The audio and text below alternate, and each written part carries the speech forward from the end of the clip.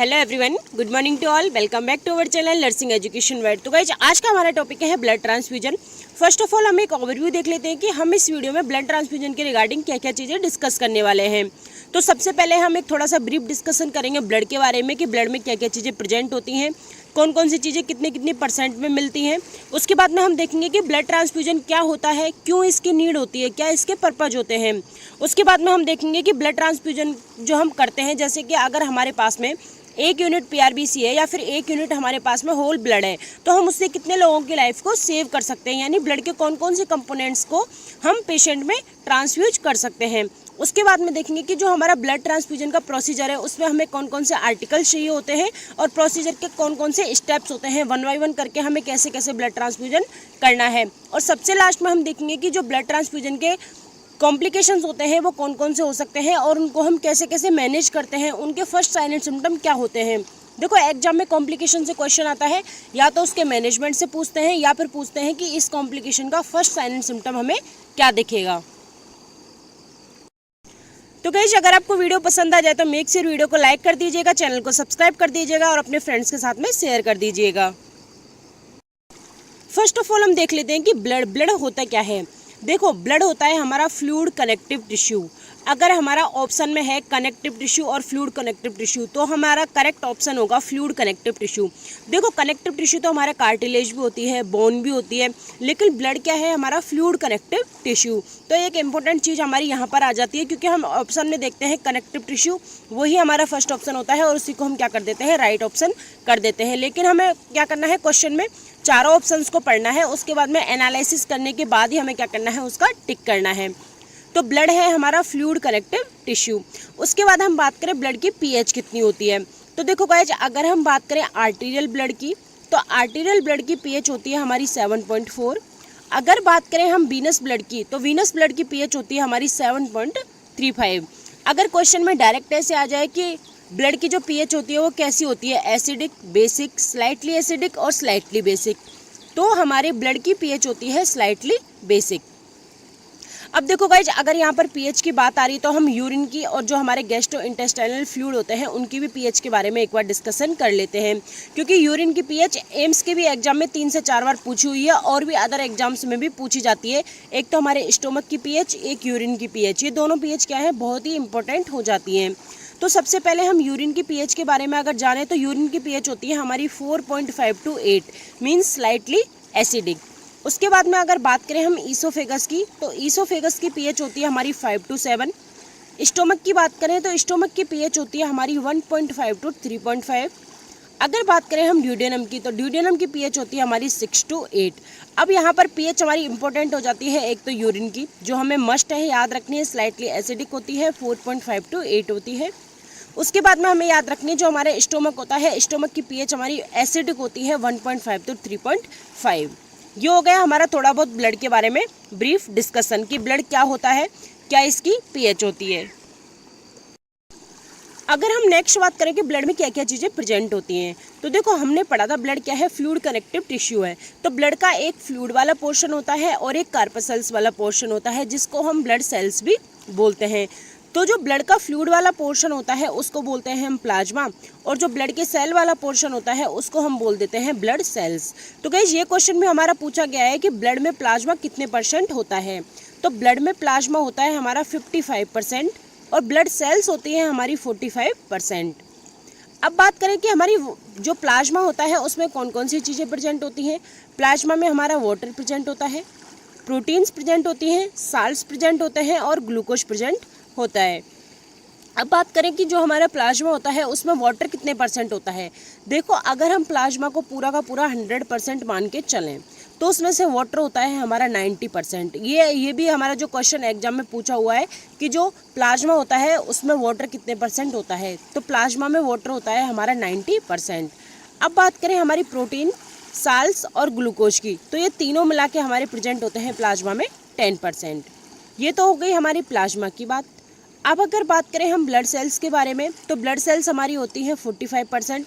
Blood cells हमारी कौन कौन सी होती हैं, मेन हमारी 3 सेल्स होती हैं। एक हमारी आरबीसी, एक हमारी डब्ल्यूबीसी और एक हमारी प्लेटलेट्स। ये हो गया हमारी ब्लड कंपोजिशन के बारे में। नेक्स्ट हम बात करते हैं कि हमारा जो ब्लड ट्रांसफ्यूजन होता है क्या होता है, ये हम किस चीज़ को ब्लड ट्रांसफ्यूजन बोलते हैं, हमें क्यों इसकी नीड होती है। तो देखो गाइज, अगर हम किसी पर्सन की बॉडी में क्या करते हैं, न्यू ब्लड को पुट करते हैं, हम न्यू ब्लड उस पेशेंट को दे रहे हैं, उसी को हम क्या बोल देंगे, ब्लड ट्रांसफ्यूजन। मींस ब्लड को क्या कर रहे हैं, हम इन्फ्यूज कर रहे हैं, ब्लड को हम उस पेशेंट को दे रहे हैं। अब ये कौन कौन सी कंडीशन में दिया जाता है, देखो हम मेनली जो दो इंपॉर्टेंट चीज़ें वही हम इसमें याद रखते हैं। एक तो हमारा होता है HB वैल्यू और एक होती है हमारी हेमेटोक्रिट वैल्यू। अगर हमारी HB वैल्यू लेस देन 8 ग्राम पर DL हो जाए, मींस 8 ग्राम पर DL से कम क्या हो जाए, हमारा HB हो जाए, तो हमारा इंडिकेशन हो जाता है कि हम उसको क्या करेंगे, ब्लड ट्रांसफ्यूजन करेंगे। देखो अगर हम नॉर्मल HB की बात करें तो नॉर्मल HB 13.5 टू 17.5 होता है हमारा मेल में, और अगर हम फीमेल की बात करें तो फीमेल में होता है हमारा 12.0 से 15.5 ग्राम पर DL। तो सबसे पहली तो हमारी ये कंडीशन आती है, अगर हमारा HB कितने से कम हो जाए, 8 ग्राम पर DL से कम हो जाए, तो वो भी एक हमारा क्या हो सकता है, इंडिकेशन हो सकता है कि हमें क्या करना है, पेशेंट को ब्लड ट्रांसफ्यूजन करना है। दूसरी बात करें, अगर हमारी हेमेटोक्रिट वैल्यू कितनी हो जाए, लेस देन 30% हो जाए। अब हम अगर नॉर्मल की बात करें तो मेल में होती है 42 टू 52%, और अगर हम फीमेल की बात करें तो फीमेल में होती है 35 टू 47%। अब ये बात यहाँ पर ये आती है कि हेमेटोक्रिट होता क्या है।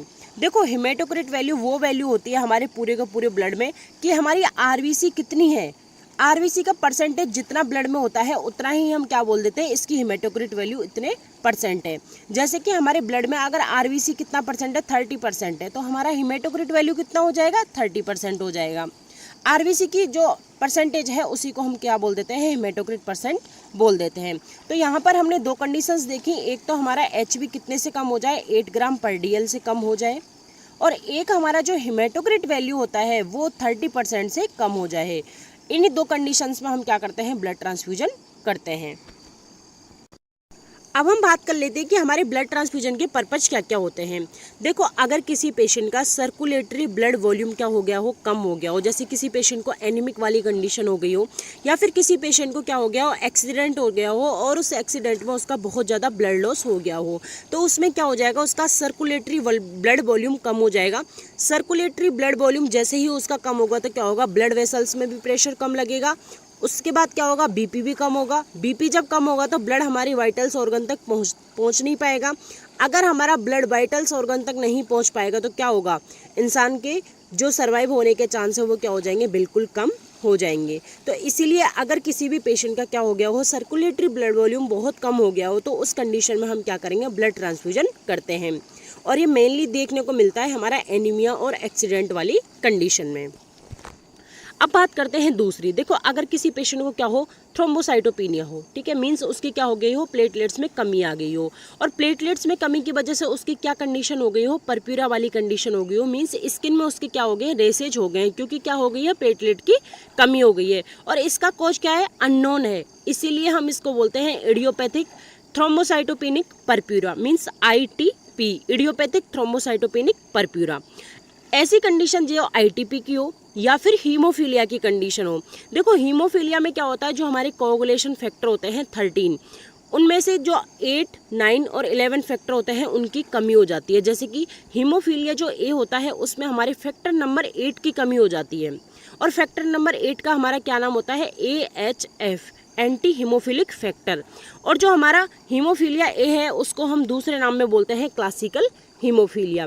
ये चीज़ हमें याद रखनी है, क्योंकि हमारा एग्जाम में क्वेश्चन पूछा जाता है कि हमारा क्लासिकल जो हीमोफीलिया होता है वो कौन सा हीमोफीलिया होता है। तो हमारा क्लासिकल हीमोफीलिया होता है हीमोफीलिया A। अब बात करें हम फैक्टर नंबर जो 9 होता है उसकी डेफिशिएंसी से होता है हमारा हीमोफीलिया B। अब फैक्टर नंबर 9 हमारा कौन सा होता है, वो होता है PTC, प्लाज्मा थ्रोम्बोप्लास्टिन कंपोनेंट, या फिर हम इसको बोलते हैं क्रिसमस फैक्टर। ये हो गया हमारा फैक्टर नंबर 9 की जो डेफिशिएंसी तो होता है हीमोफीलिया B। नेक्स्ट बात आती है हमारी, जो हमारा फैक्टर नंबर 11 होता है उसकी डेफिशिएंसी से क्या होता है, उसकी डेफिशिएंसी से होता है हमारा हीमोफीलिया C। और फैक्टर नंबर 11 का नाम है हमारा PTA, प्लाज्मा थ्रोम्बोप्लास्टिन एंटीसीडेंट। अब गाइस दूसरा जो हमारा पर्पज है वो है, अगर किसी भी पेशेंट में प्लेटलेट या फिर कोगुलेशन फैक्टर की क्या हो जाती है, कमी हो जाती है, तो भी हम उसमें क्या करते हैं, ब्लड कंपोनेंट्स को, ब्लड को पूरे को नहीं देते उस पेशेंट में क्या करते हैं, पर्टिकुलर ब्लड कंपोनेंट को ट्रांसफ्यूज करते हैं। तो ये हो गया हमारे इसके मेन पर्पज। सबसे पहले देखा हमने, अगर किसी पेशेंट का क्या हो गया हो, सर्कुलेटरी ब्लड वॉल्यूम में कमी आ गई हो। दूसरा हमने देखा है, अगर किसी पेशेंट की क्या हो गई हो, प्लेटलेट कम हो गई हो, जैसे इडियोपैथिक थ्रोम्बोसाइटोपेनिक परप्यूरा वाले पेशेंट होते हैं, उनको हम क्या ट्रांसफ्यूज करते हैं, प्लेटलेट ट्रांसफ्यूज करते हैं। या फिर अगर किसी पेशेंट में क्या हो गया हो, कोगुलेशन फैक्टर की डेफिशिएंसी हो गई हो। कोगुलेशन फैक्टर की डेफिशिएंसी होती है, उसको हम बोलते हैं हीमोफीलिया। अब हीमोफीलिया भी हमारा कितने टाइप का होता है, 3 टाइप का होता है, hemophilia A, hemophilia B, hemophilia C. 8, 9 और 11 मीन्स 10 हमारा इसमें नहीं आएगा, 8 से स्टार्ट होगा और 11 तक जाएगा।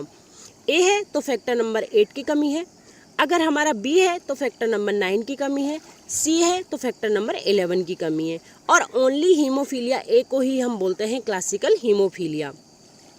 फैक्टर नंबर 8 देखा हमने क्या होता है, AHF होता है। फैक्टर नंबर 9 देखा हमने क्या होता है, PTC होता है। और फैक्टर नंबर 11 देखा हमने क्या होता है, PTA होता है।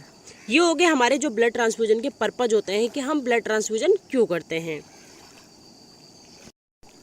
अब गाइस नेक्स्ट बात आती है, देखो ब्लड ट्रांसफ्यूजन के लिए हमें क्या करना पड़ेगा। ऐसी तो हमारी कोई मशीन है नहीं कि जो ब्लड बना दे, तो ब्लड हमारा ओनली कहाँ बनता है, ह्यूमन बॉडी के अंदर बनता है।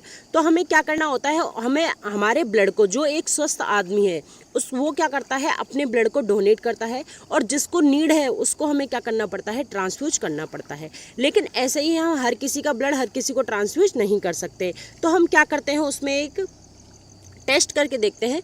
वो टेस्ट में क्या देखते हैं कि ये जो ब्लड है वो पेशेंट के लिए कॉम्पेटिबल है या फिर इनकॉम्पेटिबल है। कॉम्पेटिबल मीन्स सही है या नहीं है, हम पेशेंट में ट्रांसफ्यूज कर सकते हैं या नहीं कर सकते, या इसके अगेंस्ट कुछ एंटीबॉडी वगैरह तो नहीं बनेंगी ह्यूमन बॉडी में जा करके, या फिर पेशेंट की कोई वर्स वाली कंडीशन तो नहीं आ जाएगी। ये सारी की सारी चीज़ें हम उसमें देखते हैं। अब देखो, जो हम ये प्रोसेस करवाते हैं, जो हम ये रिएक्शन देखते हैं, उसमें क्या क्या चीज़ें लेते हैं। तो गाइस हमें याद रखना है, पेशेंट का हम लेते हैं plasma, P4 patient, P4 plasma. अब हम सबको पता है कि प्लाज्मा में हमारी क्या प्रेजेंट होती हैं, एंटीबॉडी प्रेजेंट होती हैं। नेक्स्ट बात करेंगे डोनर, जिसने क्या दिया है, ब्लड दिया है, वो उसकी क्या लेते हैं, हम RBC लेते हैं। RBC की सरफेस पर हमारे क्या प्रेजेंट होते हैं, एंटीजन प्रेजेंट होते हैं। तो हमारे पास में एंटीजन हो गया है डोनर का, क्योंकि डोनर की हमने क्या ली है, RBC ली है। एंटीबॉडी हो गई है हमारी किसकी, पेशेंट की, क्योंकि पेशेंट का क्या लिया है हमने, प्लाज्मा लिया है। और उसके साथ हम एक और फैक्टर को इसमें क्या करते हैं, इंक्लूड करते हैं, वो होता है हमारा AHG, एंटी ह्यूमन ग्लोबुलिन। जब हमारा प्लाज्मा, RBC और एंटी ह्यूमन ग्लोबुलिन को क्या करते हैं, हम मिक्स करते हैं, उसके बाद में उस रिएक्शन को देखते हैं। अगर जो डोनर की RBC है उसके ऊपर कोई भी एंटीबॉडी की कोटिंग नहीं है, तो मीन्स हम क्या कर सकते हैं, ब्लड को ट्रांसफ्यूज कर सकते हैं। ये क्या है, उसके लिए कॉम्पेटिबल है। अगर हमारी क्या है, कोई भी एंटीबॉडी की कोटिंग है डोनर की RBC के ऊपर, तो हम उसको क्या नहीं कर सकते, ट्रांसफ्यूज नहीं कर सकते। मीन्स क्या है, वो ब्लड इनकॉम्पेटिबल है। तो ये आपको समझ में आ गया होगा। I hope. हम देख लेते हैं कि हमारी स्लाइड में क्या लिखा हुआ है डोनेशन के लिए। पेशेंट का हम क्या लेते हैं, प्लाज्मा लेते हैं, उसमें हमारी एंटीबॉडी प्रेजेंट होती है। यहाँ पर आपको बस ये याद रखना है, एक छोटी सी ट्रिक के साथ, P4 पेशेंट, P4 प्लाज्मा। उसके बाद में जो हमारा डोनर होता है उसका हम RBC लेते हैं, और RBC की सरफेस पर हमारी एंटीजन प्रेजेंट होते हैं।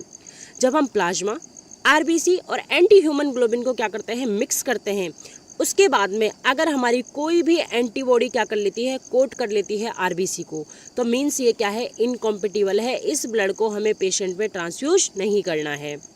अगर हमारे क्या कर रही है, कोई भी एंटीबॉडी की कोटिंग नहीं है RBC के ऊपर, तो मीन्स ये ब्लड क्या है, हमारा कॉम्पेटिबल है, हम इसको ईजिली पेशेंट को ट्रांसफ्यूज कर सकते हैं। ये हो गई हमारी इसके रिएक्शन की बात। अब हम नेक्स्ट बात करेंगे जो हमारे डोनेशन होते हैं, मीन्स जो डोनर होते हैं उनकी कुछ टर्मिनोलॉजी के बारे में। देखो, एक होता है हमारा ऑटोलोगस डोनेशन। ऑटो मीन्स खुद ही कर रहे हैं हम डोनेशन, मीन्स हमारा जो ब्लड है वही हमारा क्या होगा, बॉडी में ट्रांसफ्यूज होगा। देखो ये कौन कौन सी कंडीशंस में देते हैं, ऐसा कोई पेशेंट जिसको हम दूसरे का ब्लड ट्रांसफ्यूज नहीं कर सकते, मीन्स उसको क्या हो, कोई रिएक्शन हो कि उसको हम दूसरे का ब्लड ट्रांसफ्यूज नहीं कर सकते, चाहे वो कितना भी कॉम्पेटिबल हो, तो उस कंडीशन में हमें क्या करना होता है, उसी पेशेंट का ब्लड लेके उसी को ट्रांसफ्यूज करना होता है। अब देखो ऐसे हमें क्यों करना होता है, जैसे मान लो कोई पेशेंट की क्या है, सर्जरी है या फिर उसका कोई भी शेड्यूल्ड प्रोसीजर है, उसमें क्या होना है, उसका ब्लड लॉस होना है, तो हमें क्या करना है, पहले से ही ब्लड को अरेंज करके रखना है उसी की बॉडी से, क्योंकि हम क्या करेंगे, ब्लड वॉल्यूम होता है वो तो हमारे 24 आवर्स में रिकवर हो जाता है, जो सेल्स होती हैं वो हमारी 3 डेज में रिकवर हो जाती हैं, और जो आयरन होता है वो हमारा 3 मंथ्स में रिकवर हो जाता है। तो इसीलिए हम उसकी बॉडी से ब्लड को ईजिली हम क्या कर सकते हैं, निकाल सकते हैं और उसी की बॉडी में हम ट्रांसफ्यूज कर सकते हैं जब उसको नीड होगी। तो देखो इसमें क्या करता है, क्लाइंट अपना ही ब्लड डोनेट करता है, कब, या तो बिफोर सर्जरी या फिर उसका कोई भी शेड्यूल्ड प्रोसीजर हो। अब बात आती है कि कितने दिन पहले से हम उसको स्टार्ट करवाते हैं ब्लड को डोनेट करना। तो गाइस अगर जैसे आज है हमारी डेट ऑफ सर्जरी, तो इससे 5 वीक बिफोर से हम क्या करवाते हैं, उसका ब्लड डोनेशन करना स्टार्ट करवा देते हैं। और जब सर्जरी के 3 दिन बच जाते हैं, जैसे आज क्या है 10 तारीख है, तो हम 7 तारीख को ही क्या कर देते हैं, उसका ब्लड जो वो डोनेट कर रहा है उसको डोनेशन करना बंद करवा देते हैं। मतलब 5 वीक पहले ही हम क्या करते हैं, पेशेंट को डोनेशन करने के लिए बोलते हैं, और 3 दिन पहले तक क्या करते हैं, हम डोनेशन उससे करवा सकते हैं। 3 दिन बचे हैं अगर सर्जरी को, तो उन 3 डेज में हमें क्या नहीं करवाना, उससे ब्लड डोनेशन नहीं करवाना है। और गाइज अगर बात करें जैसे कि हम 5 वीक बिफोर हमने ब्लड डोनेशन उससे लेना स्टार्ट कर दिया, मीन्स वो पेशेंट क्या कर रहा है, अपना ब्लड डोनेट कर रहा है, तो हम कितने कितने दिन के इंटरवल पर उसका ब्लड क्या कर सकते हैं, निकाल सकते हैं, उससे हम ब्लड डोनेशन के लिए एडवाइस दे सकते हैं। तो एवरी 3 डेज में हम क्या कर सकते हैं, 1 यूनिट ब्लड को निकाल सकते हैं, क्योंकि गाइज जो हमारा ब्लड वॉल्यूम होता है उसकी रिकवरी हो जाती है हमारी 24 आवर्स में, सेल्स होती हैं उनकी रिकवरी हो जाती है 3 डेज में, और जो आयरन होता है उसकी रिकवरी हो जाती है हमारी 3 मंथ में। तो यही होता है हमारा ऑटोलॉगस डोनेशन। हमारी स्लाइड में क्या लिखा हुआ है, client donate on blood before scheduled procedure. Client अपना ब्लड क्या करता है, डोनेट करता है before scheduled procedure. 5 week before start donation at the date of surgery, यानी आज अगर डेट ऑफ सर्जरी है तो 5 वीक पहले तक हम क्या कर सकते हैं, उसका ब्लड डोनेट करवा सकते हैं। पर जो 5 वीक पहले का ब्लड अगर उसने डोनेट किया है तो हमें क्या नहीं करना है, उसका यूज नहीं करना है। और कब तक करवा सकते हैं, जैसे आज डे ऑफ सर्जरी है तो इसके 3 दिन पहले तक हम पेशेंट को क्या कर सकते हैं, ब्लड डोनेशन करवा सकते हैं। Donation every 3 days interval, donation हम कब कब करवा सकते हैं, उसके हर 3 दिन के इंटरवल में हम करवा सकते हैं। Blood volume recovery within 24 hours, cells recovery within 3 days, और iron recovery within 3 months. ये हो गया हमारा ऑटोलॉगस डोनेशन। देखो सेल्फ डिफाइनेबल है, खुद ही पेशेंट क्या कर रहा है, डोनेट कर रहा है, और उसी में हम क्या करेंगे, उसको ट्रांसफ्यूज करेंगे। नेक्स्ट आता है हमारा ब्लड साल्वेज। अब देखो ब्लड साल्वेज भी क्या होता है, ये एक ऑटोलॉगस डोनेशन का ही टाइप है। ऑटोलॉगस डोनेशन का कैसे टाइप है, मान लो किसी पेशेंट की क्या है, कोई सर्जरी वगैरह हो रही है, उसमें क्या हो रहा है, ब्लड का बहुत ज़्यादा लॉस हो रहा है, तो सक्शनिंग मेथड के थ्रू हम क्या कर सकते हैं, उस ब्लड को कलेक्ट कर सकते हैं। यही होता है हमारा ब्लड साल्वेज। इसमें एक मेन चीज़ यही होती है, ऑटोलॉगस डोनेशन से जो डिफरेंट होती है, इसमें क्या होती है, सक्शनिंग के थ्रू, जैसे कोई प्रोसीजर हो रहा है, बहुत ज़्यादा ब्लड हमारा क्या है वहाँ पर गिरा हुआ है, या फिर बहुत ज़्यादा ब्लड हमारा फैल रहा है, तो सक्शनिंग के थ्रू हम क्या कर सकते हैं, उस ब्लड को कलेक्ट कर सकते हैं। ये हो गया हमारा ब्लड साल्वेज। नेक्स्ट आता है हमारा डेजिग्नेटेड डोनर।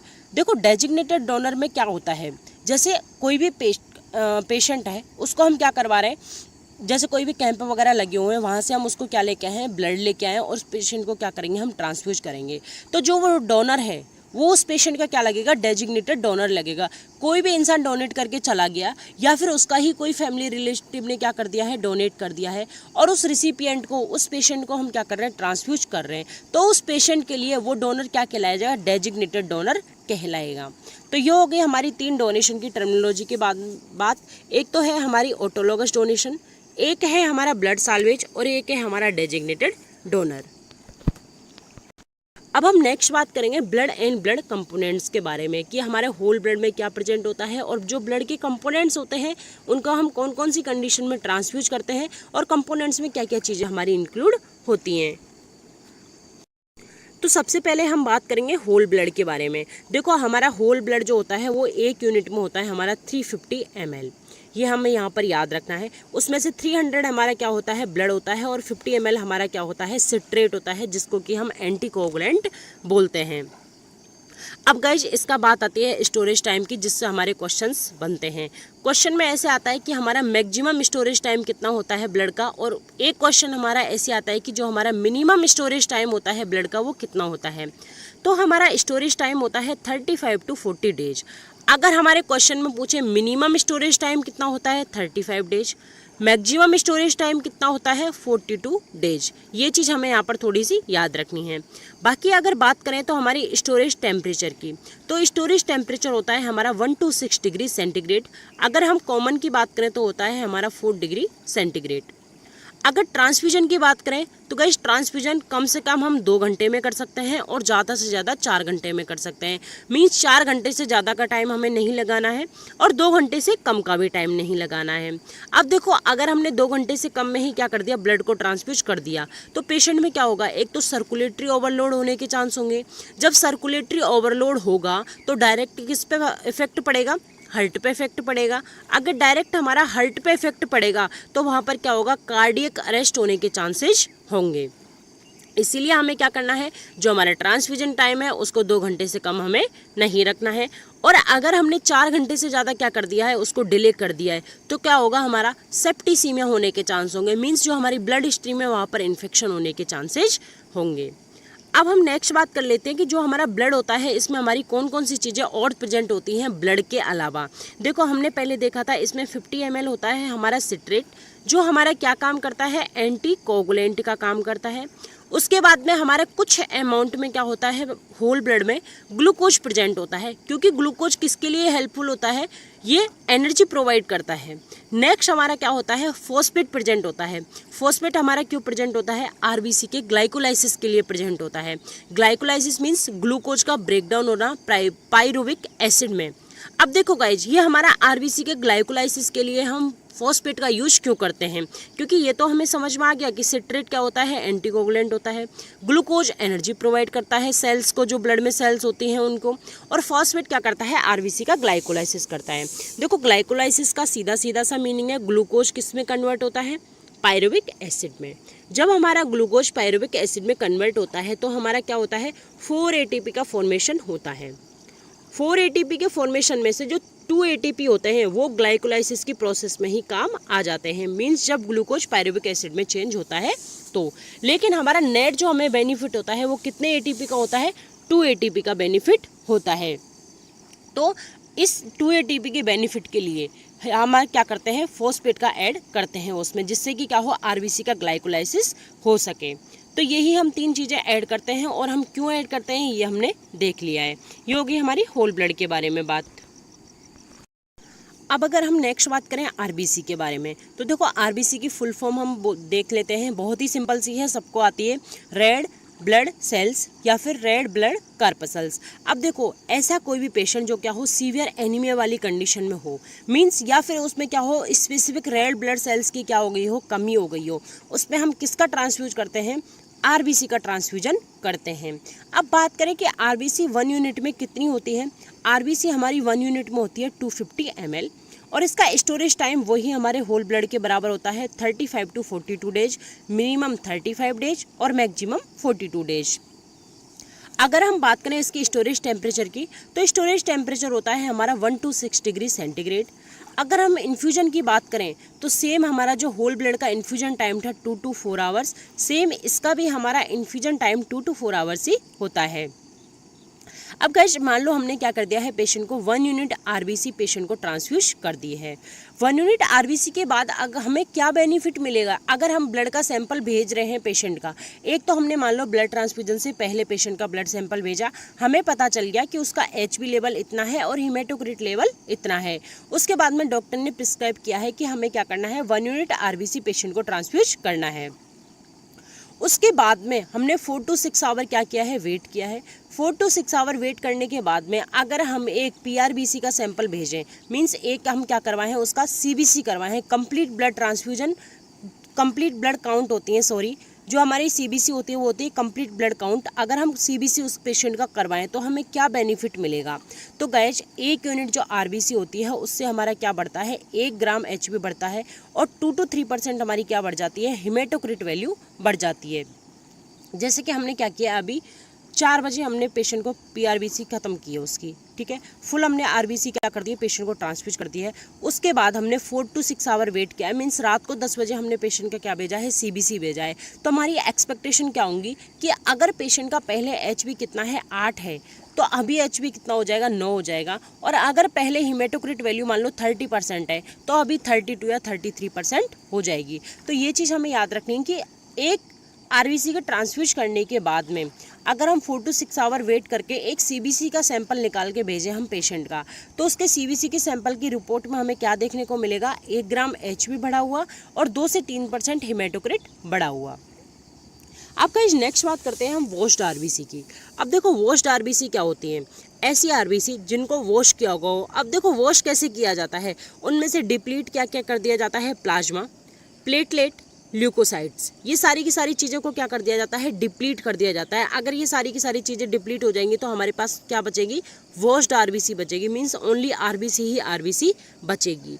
अब हम वॉश्ड आरबीसी कौन कौन सी कंडीशंस में देते हैं, ऐसा कोई भी पेशेंट जिसको क्या हो, नॉर्मल जो आरबीसी आती है उससे एलर्जिक रिएक्शन हो, ठीक है, या फिर कोई patient haematopoietic stem cell transplant का हो। हिमेटोपोइटिक स्टेम सेल ट्रांसप्लांट क्या होती है, ऐसा पेशेंट जिसमें हम क्या करेंगे, हीमेटोपोइटिक स्टेम सेल्स को ट्रांसप्लांट करेंगे। अब हम क्यों करेंगे, या तो उसकी बोन मैरो में क्या हो गया हो, इन्फेक्शन हो गया हो, या उसकी बोन मैरो किसी भी डिजीज कंडीशन की वजह से या फिर कोई भी और अदर कारण की वजह से क्या नहीं कर पा रही है, काम नहीं कर पा रही है, तो हम उसको क्या करते हैं, हीमेटोपोइटिक स्टेम सेल्स को ट्रांसप्लांट करते हैं। तो हमारी 2 कंडीशंस आती हैं, या तो हमारी एलर्जिक रिएक्शन वाली कंडीशन हो या फिर हीमेटोपोइटिक स्टेम सेल ट्रांसप्लांट वाली कंडीशन हो। उस कंडीशंस में हम क्या करते हैं, वॉश्ड आरबीसी पेशेंट को देते हैं। ये चीज़ भी हमें यहाँ पर याद रखनी है। तो हमने आरबीसी के बारे में देख लिया, जो सीवियर एनीमिक पेशेंट होते हैं जिनमें बहुत ही कम क्या हो जाती है, आरबीसी डिक्रीज हो जाती हैं, उन कंडीशंस पर हम क्या करते हैं, आरबीसी पेशेंट को चढ़ाते हैं। 1 यूनिट में होता है हमारा 250 ml। स्टोरेज टाइम हमने देखा 35 to 42 डेज। स्टोरेज टेम्परेचर देखा हमने 1 to 6 degree centigrade. Infusion time देखा हमने 2 to 4 आवर्स। अगर हमने पेशेंट को क्या किया है, 1 यूनिट आरबीसी चढ़ा दी है, चढ़ाने के अगर 4 to 6 आवर आफ्टर हम क्या करेंगे, पेशेंट का एक सीबीसी सैंपल भेजेंगे, तो 1 ग्राम एचबी हमारा बढ़ा हुआ दिखेगा और 2 to 3% हेमेटोक्रिट वैल्यू भी इंक्रीज हमें दिखेगी। वॉश्ड आरबीसी देखिए हमें क्या होता है, अगर हम उसमें से डिप्लीट कर दें प्लाज्मा, प्लेटलेट और ल्यूकोसाइट्स को, तो हमारे पास में क्या बचेंगे, वॉश्ड आरबीसी बचेंगी। किस में ट्रांसप्लांट करते हैं, एलर्जिक रिएक्शन वाले पेशेंट में, या फिर हेमेटोपोइटिक स्टेम सेल अगर ट्रांसप्लांट हो रखा है पेशेंट को तो उसमें करते हैं। हेमेटोपोइटिक स्टेम सेल ट्रांसप्लांट के बारे में हमने थोड़ा सा यहाँ पर जान लिया। ऐसे पेशेंट जिसमें क्या हो गया, बोन मेरो को इन्फेक्शन या फिर किसी भी कंडीशन की वजह से बोन मेरो क्या नहीं कर पा रही है, काम नहीं कर पा रही है, तो उस पेशेंट में हम क्या करते हैं, हेमेटोपोइटिक स्टेम सेल्स को ट्रांसप्लांट करते हैं। तो ये 2 कंडीशंस होती हैं जिसमें हम किसका यूज करते हैं, वॉश्ड आरबीसी का यूज करते हैं। अगर हम अब नेक्स्ट बात करें प्लेटलेट्स की, तो देखो प्लेटलेट्स हमारी किस में हेल्पफुल होती हैं, क्लोटिंग में हेल्पफुल होती हैं। अगर नॉर्मल प्लेटलेट्स का लाइफ स्पान देखें तो होता है 8 to 11 डेज। जैसे हमारी जो आरबीसी होती है उसका लाइफ स्पान होता है हमारा 120 डेज, ऐसे ही हमारी जो प्लेटलेट्स होती हैं उनका लाइफ स्पान होता है 8 to 11 डेज। अब देखो प्लेटलेट्स में हमारी 2 टाइप्स की प्लेटलेट्स होती हैं। 2 टाइप्स की प्लेटलेट्स कैसे होती है, ऐसा नहीं है कि प्लेटलेट्स के 2 टाइप होते हैं, उनको जो निकालने का तरीका है, उनको जो डोनेशन करने का तरीका है वो अलग अलग होता है। इसीलिए हम इसको क्या बोलते हैं, एक को बोलते हैं आरडीपी और एक को बोलते हैं एसडीपी। सबसे पहले हम बात करेंगे आरडीपी के बारे में। तो देखो आरडीपी को हम बोलते हैं रैंडम डोनर प्लेटलेट्स, मीन्स इसको हम पूल्ड प्लेटलेट्स भी बोलते हैं। एक मेथड होता है जिसको हम बोलते हैं सेंट्रीफ्यूगेशन। उस सेंट्रीफ्यूगेशन के मेथड के थ्रू ही हमें क्या मिलती है, आरडीपी प्रिपेयर होती है। किससे प्रिपेयर होती है, होल ब्लड से हमारी प्रिपेयर होती हैं।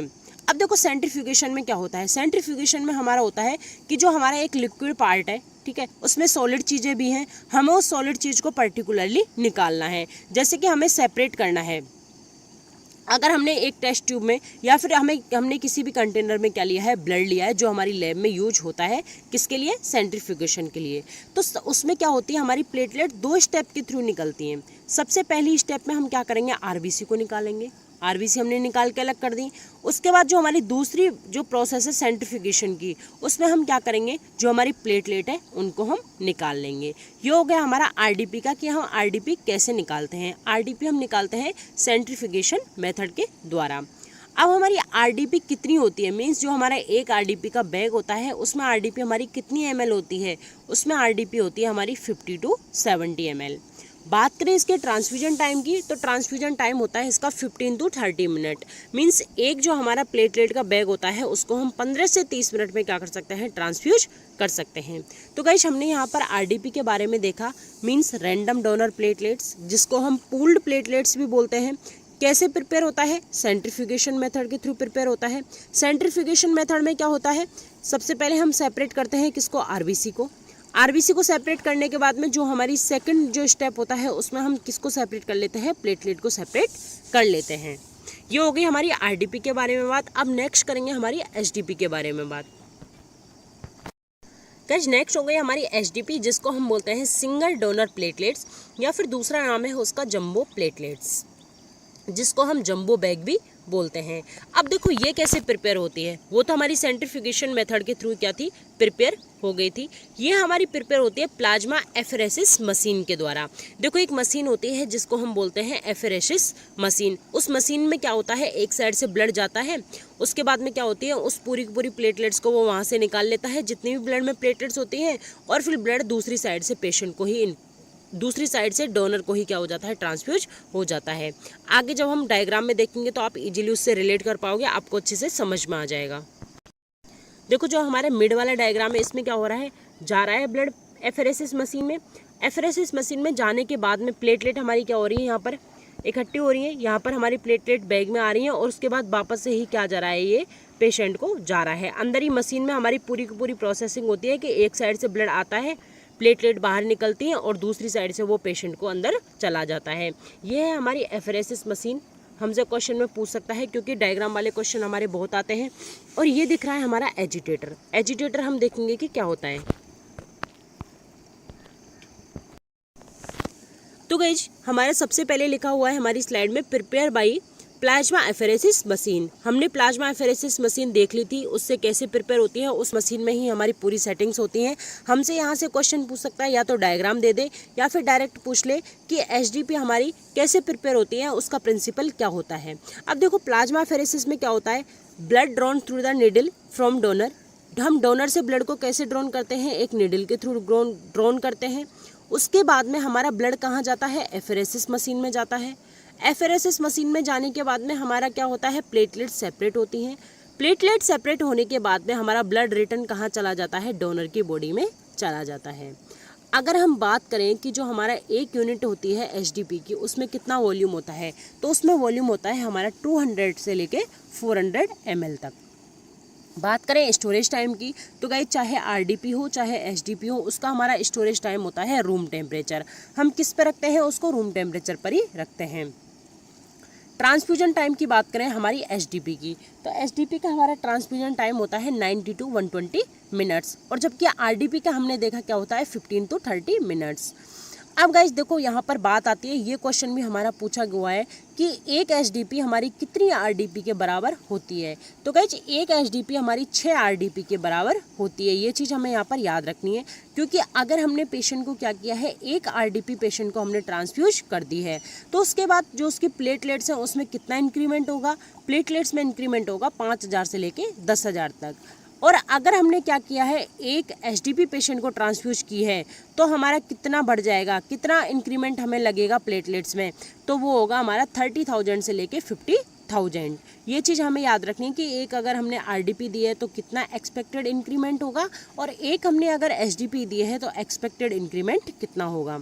नेक्स्ट बात करें, अगर किसी पेशेंट में क्या हो गया हो, प्लेटलेट्स की कमी हो गई हो, तो उस कंडीशन को हम बोलते हैं थ्रोम्बोसाइटोपिनिया। तो गाइज एग्जाम में हमारा क्वेश्चन आता है कि जो हमारी थ्रोम्बोसाइटोपिनिया होता है उसका फर्स्ट साइन क्या होता है। थ्रोम्बोसाइटोपिनिया का फर्स्ट साइन होता है हमारा एपिस्टेक्सिस, मींस नोज से ब्लीडिंग होती है।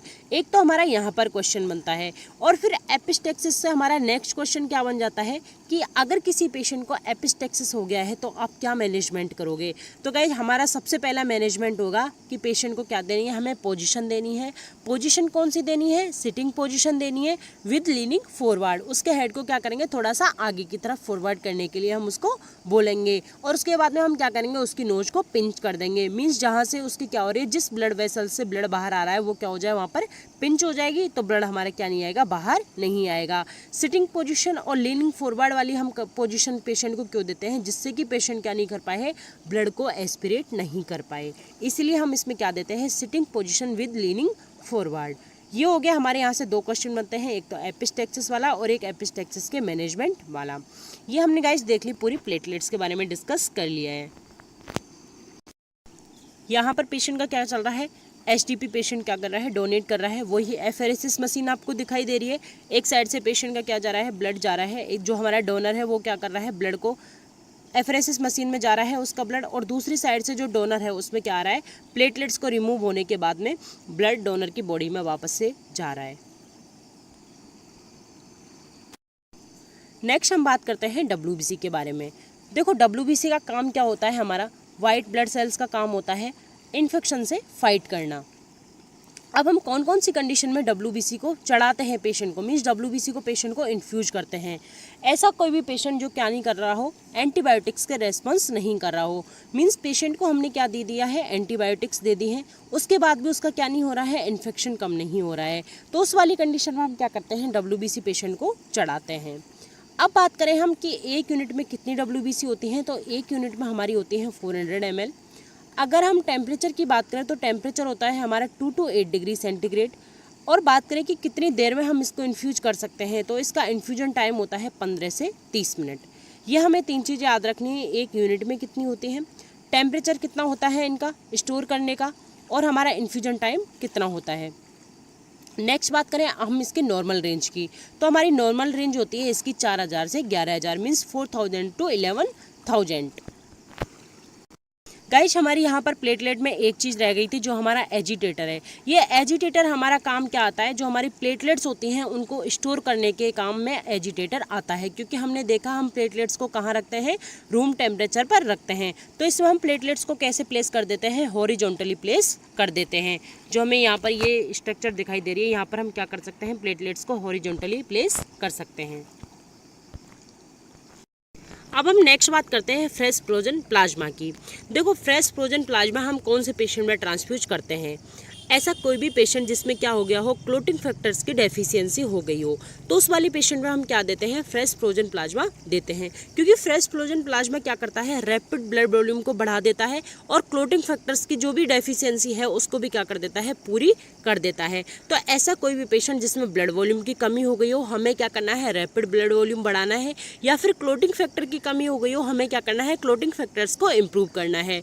तो उस वाली कंडीशन में हम क्या कर सकते हैं, प्लाज्मा का ट्रांसफ्यूजन पेशेंट में कर सकते हैं। अब बात करें कि जो एक यूनिट होती है उसमें हमारा कितना प्लाज्मा होता है, उसमें हमारा प्लाज्मा होता है 200 to 250 ml। अब गाइस बात करते हैं इसके स्टोरेज टाइम की। तो देखो नॉर्मली हम प्लाज्मा को क्या नहीं करते हैं, स्टोर नहीं कर सकते, बट अगर हमें स्टोर करना है तो हम क्या करेंगे, उसको -30 डिग्री सेंटीग्रेड से भी कम में क्या करेंगे, स्टोर करेंगे। और अगर हम -30 डिग्री से भी कम में उसको स्टोर करेंगे तो हम 1 ईयर तक उसको क्या कर सकते हैं, स्टोर करके रख सकते हैं। बट नॉर्मली हम स्टोर नहीं करते हैं, नॉर्मली जैसे ही हमने प्लाज्मा को लिया वैसे ही हम पेशेंट को क्या कर देते हैं, ट्रांसफ्यूज कर देते हैं। बट अगर स्टोर करना है तो स्टोर करते हैं हम -30 डिग्री सेंटीग्रेड से भी कम में। कितने टाइम के लिए कर सकते हैं, 1 ईयर तक कर सकते हैं। बाकी बात करें इसके ट्रांसफ्यूजन टाइम की, तो ट्रांसफ्यूजन हम कितने टाइम में कर सकते हैं, इसका 15 to 30 मिनट, मीन्स हमें 15 से 30 मिनट लगते हैं इसका ट्रांसफ्यूज करने में। अब हम यहाँ पर नेक्स्ट बात करेंगे क्रायोप्रेसिपिटेट के बारे में। देखो क्रायोप्रेसिपिटेट क्या होता है, जो हमारा फ्रेश फ्रोजन प्लाज्मा था उसी से हम किसको निकालते हैं, क्रायोप्रेसिपिटेट को निकालते हैं। देखो क्रायोप्रेसिपिटेट हम उन पेशेंट में ट्रांसफ्यूज करते हैं जिसमें फैक्टर नंबर 1, फैक्टर नंबर 8 और फैक्टर नंबर 13 की क्या हो जाती है, कमी हो जाती है। जो हमारे क्लोटिंग फैक्टर होते हैं फर्स्ट, 8 और 13, उनके अगर किसी पेशेंट में कमी है तो हम उसमें क्या ट्रांसफ्यूज करते हैं, क्रायोप्रेसिपिटेट ट्रांसफ्यूज करते हैं। बात करें इसके वॉल्यूम की, तो वॉल्यूम होता है इसका 10 to 20 ml। इसका भी सेम कंडीशन होती है, इसको हम स्टोर नहीं करते। अगर हमें इसको स्टोर करना है तो किस पे स्टोर करते हैं हम, -18 डिग्री सेंटीग्रेड पर हम इसको स्टोर करते हैं। तो गाइस हमने यहाँ पर देखा होल यूनिट PRBC जो हमारी होती है, उसके बाद में देखा हमने WBC के बारे में, WBC के बाद में देखा हमने प्लेटलेट्स के बारे में, प्लेटलेट में RDP और HDP दोनों के बारे में डिस्कस किया है। उसके बाद में फ्रेश फ्रोजन प्लाज्मा के बारे में देखा, और फ्रेश फ्रोजन प्लाज्मा से ही हमारा क्या निकलता है, क्रायो प्रेसिपिटेट निकलता है, उसके बारे में भी हमने यहाँ पर डिस्कस किया है। तो गाइस जो हमारी एक यूनिट होती है होल ब्लड की, उससे हम कितने लोगों की जान बचा सकते हैं, 4 लोगों की जान बचा सकते हैं। मीन्स एक RBC हो गई हमारी, एक WBC हो गई, एक प्लेटलेट हो गया और एक प्लाज्मा हो गया। उससे हम 4 चीज़ें क्या कर सकते हैं, रेडी कर सकते हैं। अब हम नेक्स्ट बात कर लेते हैं यहाँ पर ब्लड ट्रांसफ्यूजन के प्रोसीजर के बारे में।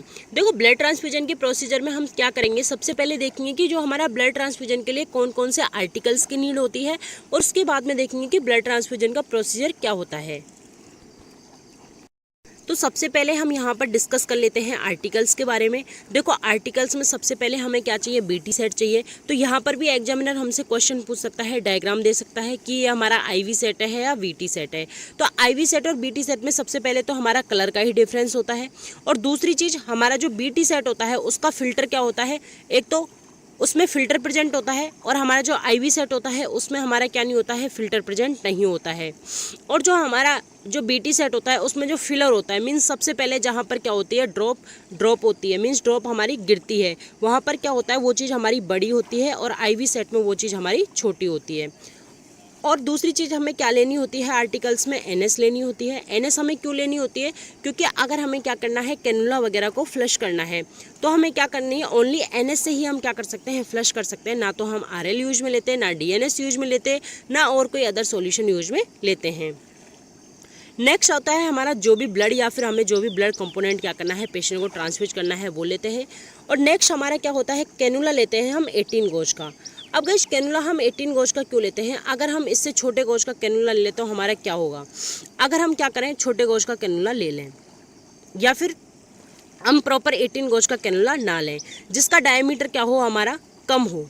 18 गोज का कैनुला होता है, उसका हमारा प्रॉपर डायमीटर होता है, उसमें से जो हमारी RBC जाती है या फिर जो हमारी प्लेटलेट जाती है, जो भी WBC जाती है, वो क्या नहीं होती, उसका हीमोलाइसिस नहीं होता है, मींस उसका ब्रेकडाउन नहीं होता है।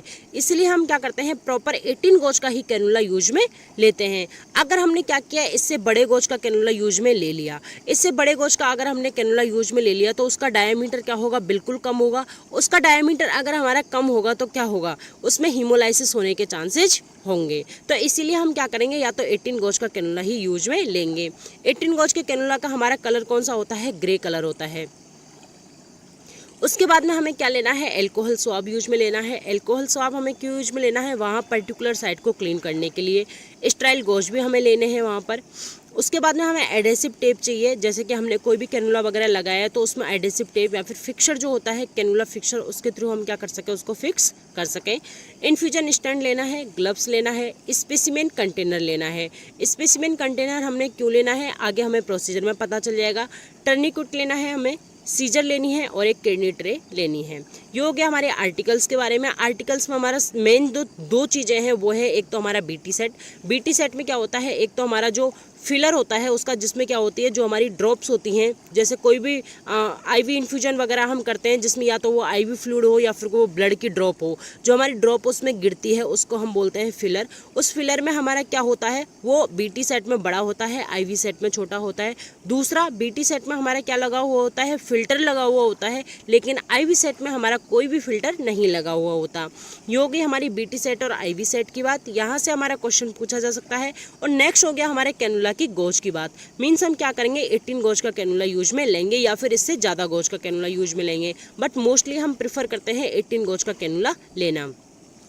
क्योंकि हम क्या करेंगे, अगर हम इससे ज़्यादा गोज का कैनुला ले लेंगे तो उसका क्या होगा, डायमीटर क्या होगा, कम होगा, और डायमीटर कम होगा तो उसमें हीमोलाइसिस होने के चांसेस होंगे। 18 गोज का जो कैनुला लेते हैं उसका बेनिफिट यही होता है कि हमारा हीमोलाइसिस होने के चांसेस नहीं होते। ये हो गया हमारे कुछ आर्टिकल्स। अब बात करते हैं कि हमारा जो ब्लड हमारे पास में आ गया है, हमें क्या करना है, पेशेंट को ट्रांसफ्यूज करना है। मीन्स हमारा ब्लड ट्रांसफ्यूजन का प्रोसीजर क्या होता है। देखो सबसे पहले हमें क्या करना है, फिजिशियन के ऑर्डर को चेक करना है। फिजिशियन के ऑर्डर को चेक करने के बाद में हमें पेशेंट की कंडीशन भी देखनी है। पेशेंट की कंडीशन में हम क्या देखेंगे, एक तो उसका आइडेंटिफिकेशन डाटा देखेंगे और दूसरा उसकी हिस्ट्री ऑफ ट्रांसफ्यूजन देखेंगे। देखो एग्जाम में हमारा जो क्वेश्चन आता है वो हमारा ऐसे आता है, अगर आप किसी पेशेंट को ब्लड ट्रांसफ्यूजन करते हो तो आपका सबसे पहला काम क्या होगा। तो गाइस हमारा सबसे पहला काम होगा, हम पेशेंट को क्या बोलेंगे कि आपको कभी पहले ब्लड ट्रांसफ्यूजन हुआ है। अब से पहले कभी पेशेंट को बोलेंगे कि अब से पहले आपको कभी ट्रांसफ्यूजन हुआ है। अगर हुआ है तो आपको कुछ एलर्जी वगैरह हुई थी, कब हुआ था, कौन सी ऐसी कंडीशन थी जो आपको ब्लड ट्रांसफ्यूजन करना पड़ा। तो गाइस जो हमारी हिस्ट्री ऑफ ट्रांसफ्यूजन होता है बहुत इंपॉर्टेंट होता है, यहाँ से हमारा क्वेश्चन बनता है। दूसरा है हमें पेशेंट को क्या करना है, एक्सप्लेन करना है प्रोसीजर। एक्सप्लेन करने के बाद में हमें बताना है कि उसको नीड क्यों है ट्रांसफ्यूजन की, और अगर हम ट्रांसफ्यूज कर रहे हैं तो इसमें उसका कितना टाइम लग सकता है। जैसे अगर हम आरबीसी ट्रांसफ्यूज करेंगे तो अलग टाइम लगेगा, प्लेटलेट हम ट्रांसफ्यूज करेंगे तो उसका अलग टाइम लगेगा। यह हमें क्या बताना है, उसको अप्रोक्सीमेट लेंथ ऑफ टाइम बताना है कि उसका कितना अप्रोक्सी टाइम लग सकता है। उसके बाद में हम उसको बताएंगे कि उसका डिजायर्ड आउटकम क्या आ सकता है। जैसे हमने 1 यूनिट आरबीसी ट्रांसफ्यूज की, या फिर हमने 1 यूनिट उसको आरडीपी ट्रांसफ्यूज की, या फिर 1 यूनिट एसडीपी ट्रांसफ्यूज की, तो उसका डिजायर्ड आउटकम क्या आ सकता है। ये सारी की सारी चीज़ें हमें क्या करनी है, पेशेंट को बतानी है। उसके बाद में हम बात करते हैं कि हमें क्या करना है, पेशेंट को एजुकेट करना है कि अगर आपको कोई भी अनयूजुअल सिम्टम आए तो क्या करना है, तुरंत इन्फॉर्म करना है। उसके बाद में हमें पेशेंट से क्या करना है, इन्फॉर्म कंसेंट ले लेना है। तो गाइस हमें कंसेंट के बिना क्या नहीं करना है, ब्लड को ट्रांसफ्यूज नहीं करना है। उसके बाद में हमें याद रखना है कि अगर हमारा ब्लड मोर देन 30 मिनट से ज़्यादा रखा हुआ है, क्योंकि हमें ब्लड जैसे ही हमारा ब्लड बैंक से आता है तो विद इन 30 मिनट से क्या करना है, पेशेंट को ट्रांसफ्यूज कर देना है। मींस अगर हमारा 4 बजे ब्लड क्या निकल गया है, ब्लड बैंक से निकल गया है, तो मींस 4:30 तक हमें क्या कर देना है, पेशेंट को ब्लड को ट्रांसफ्यूज कर देना है। अगर हम इससे ज़्यादा डिले करेंगे तो क्या होने के चांस होंगे, पेशेंट को इन्फेक्शन होने के चांसेज हो सकते हैं, कोई भी ट्रांसफ्यूजन रिएक्शन होने के चांसेज हो सकते हैं। तो हमारा इस लाइन में यही लिखा हुआ है कि अगर हमारा ब्लड रेफ्रिजरेटर से बाहर आ गया है, कितना टाइम हो गया है, 30 मिनट से ज़्यादा हो गया है, और वो ब्लड कितने डिग्री टेम्परेचर पर है, 10 डिग्री टेम्परेचर से ज़्यादा पर है, तो उसको क्या नहीं करना है, हमें पेशेंट को ट्रांसफ्यूज नहीं करना है। और वो ब्लड बैंक वाले भी क्या नहीं लेते, उसको रिटर्न में नहीं लेते हैं। तो हमें ये याद रखना है, अगर हमारा ब्लड आ गया है तो हमें क्या करना है, विद इन 30 मिनट्स पेशेंट को वो ट्रांसफ्यूज कर देना है। और गाइस एक और चीज़ हमें याद रखनी है कि हमें कभी भी ब्लड को, जो हमारे अनऑथराइज्ड एरिया होते हैं जैसे कि रेफ्रिजरेटर, वहाँ पर क्या नहीं करना है, स्टोर नहीं करना है। उसके बाद में बात आती है गाइज, हम ब्लड ट्रांसफ्यूजन से पहले क्या लेते हैं, एक पेशेंट का यूरिन सैंपल लेते हैं। यूरिन सैंपल हम क्यों लेते हैं, जिससे कि हम एवेलुएट कर सकें कि इसको कोई भी ट्रांसफ्यूजन रिएक्शन तो नहीं हुई है। कैसे एवेलुएट करेंगे, जैसे कि हमने अभी ब्लड ट्रांसफ्यूजन स्टार्ट करना चालू किया है, ब्लड ट्रांसफ्यूजन से पहले हमने क्या ले लिया है, पेशेंट का यूरिन सैंपल ले लिया है। अगर ब्लड ट्रांसफ्यूजन के दौरान या फिर ब्लड ट्रांसफ्यूजन के बाद में पेशेंट की कोई भी रिएक्शन हो गई है तो हमारा क्या होगा, वो पेशेंट का ट्रांसफ्यूजन से पहले वाला जो हमारा यूरिन सैंपल है वो हमारे पास में क्या रहेगा, एक बेसलाइन एवेल्यूएशन का काम करेगा। वो कि हम पहले और बाद का हम मीजर कर सकते हैं, हम उसको क्या कर सकते हैं, दोनों को कंपेयर कर सकते हैं कि पहले में और अब जो ट्रांसफ्यूजन रिएक्शन हुई है अब में दोनों में क्या डिफरेंस है। तो हम यूरिन सैंपल किसके लिए लेते हैं, बेसलाइन एवेल्यूएशन के लिए लेते हैं, कोई भी ट्रांसफ्यूजन रिएक्शन के। ये चीज़ें हमने कर ली। उसके बाद में हम क्या करेंगे, अगर हमारे डॉक्टर का ऑर्डर है प्री मेडिकेशन देने का, जैसे एविल हो गया, हाइड्रोकोर्टिसोन हो गया, या फिर पैरासीटामोल हो गई, जो भी डॉक्टर ने क्या लिखी है, हमारी प्री मेडिकेशन लिखी है, तो हमें क्या कर देना है, उसको प्री मेडिकेशन दे देनी है। उसके बाद में हमें क्या करना है, वाइटल साइंस को चेक करना है, और चेक करने के बाद में हमें वाइटल साइन को क्या कर देना है, रिकॉर्ड कर देना है, क्योंकि वाइटल साइंस भी हमारे क्या होते हैं, एक बेसलाइन एवेल्यूएशन का काम करते हैं। उसके बाद में हमारा काम होता है कि हमें क्या करना है, ग्लव्स को वियर करना है। ग्लव्स को वियर करने के बाद में हमें क्या लगाना है, कैनुला लगाना है। कैनुला कितने गॉज का लगाएंगे, 18 गॉज का लगाएंगे। अगर हम क्या करेंगे, 18 गॉज का कैनुला लगाएंगे तो हमें क्या मिल जाएगा, अच्छा खासा डायमीटर मिल जाएगा, जिससे कि हमारा क्या होगा, कोई भी हीमोलाइसिस अंदर नहीं होगा और अच्छे से हमें जो भी ट्रांसफ्यूज करना है वो हमारा चला जाएगा। अगर हम इससे क्या करते हैं, कम डायमीटर का कैनुला यूज लेते हैं, मीन्स ज़्यादा गॉज का कैनुला अगर हम यूज में लेते हैं तो उसमें हमारी हीमोलाइसिस होने के चांसेज होते हैं। अगर हमने क्या कर दिया, उसको कैनुला लगा दिया है, तो गाइस कैनुला लगाने के बाद में हमारी प्रायोरिटी होती है कि हमें उसको क्या करना है, फ्लश करके चेक कर लेना है कि कैनुला हमारा सही लगा है या नहीं लगा। उसके बाद में हम क्या करेंगे, जो हमारा बीटी सेट है उसको हमें प्राइमिंग करनी है किसके साथ में, नॉर्मल सलाइन के साथ में। क्योंकि हम ब्लड के साथ में प्राइमिंग हम क्यों नहीं करते, क्योंकि अगर हम ब्लड के साथ में क्या करेंगे, प्राइमिंग करेंगे, तो मान लो एयर वगैरह हमारी ब्लड के साथ में आई तो हमारा थोड़ा बहुत ब्लड क्या होगा, वेस्ट होने के चांसेस वहाँ पर होते हैं। तो सबसे पहले हमें क्या करना है, बीटी सेट को एनएस के साथ में प्राइमिंग करना है। अगर हमारा बीटी सेट में कहीं क्रैक वगैरह भी प्रेजेंट है तो भी हमें क्या लग जाएगा, वहाँ पर पता लग जाएगा। प्राइमिंग कर ली, प्राइमिंग करने के बाद जो हमारा ब्लड प्रोडक्ट है उसको हमें कैसे चेक करना है, 2 लोगों के द्वारा चेक करना है, मींस 2 नर्सेज के द्वारा चेक करना है। जैसे मान लो एक अगर जूनियर नर्स है तो एक हमारी क्या हो जाएगी, सीनियर नर्स हो जाएगी, या फिर 2 कॉलीग्स नर्स भी हो सकती हैं। तो हम क्या करेंगे, 2 नर्सेज के द्वारा हमें क्या करना है, उसको इंस्पेक्ट करना है, उसको हमें देख लेना है। उसमें हम क्या क्या देखेंगे, एक तो हमारा वो कब हमने कलेक्ट हुआ था, डे ऑफ कलेक्शन, उसका कब एक्सपायरी होने वाला है, डे ऑफ एक्सपायरी हम उसका चेक करेंगे। उसके बाद में हम जो पेशेंट का ब्लड ग्रुप है उससे हम क्या करेंगे, उसको मैच कर लेंगे। ये सारी की सारी चीज़ें हम क्या करते हैं, उसमें इंस्पेक्ट करते हैं। उसके बाद में हम क्या करेंगे गाइज, हम ब्लड को ऐसे नहीं लगाएंगे, हम क्या करेंगे, पहले उसको ब्लड वार्मर में जितनी हमें नीड है उतना हम क्या करेंगे, वार्म कर लेंगे। कोल्ड ब्लड हम पेशेंट को बिल्कुल भी नहीं चढ़ाते हैं।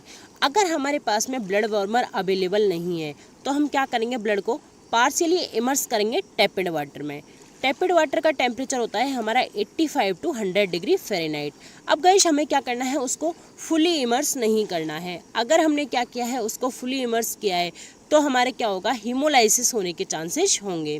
हमें क्या करना है, उसमें पार्शियली इमर्स करना है। उसके बाद में क्या करना है, हमने जो बीटी सेट को प्राइम किया था, प्राइम करने के बाद में हमें जो बीटी सेट है उसको ब्लड बैग में क्या कर देना है, इंसर्ट कर देना है।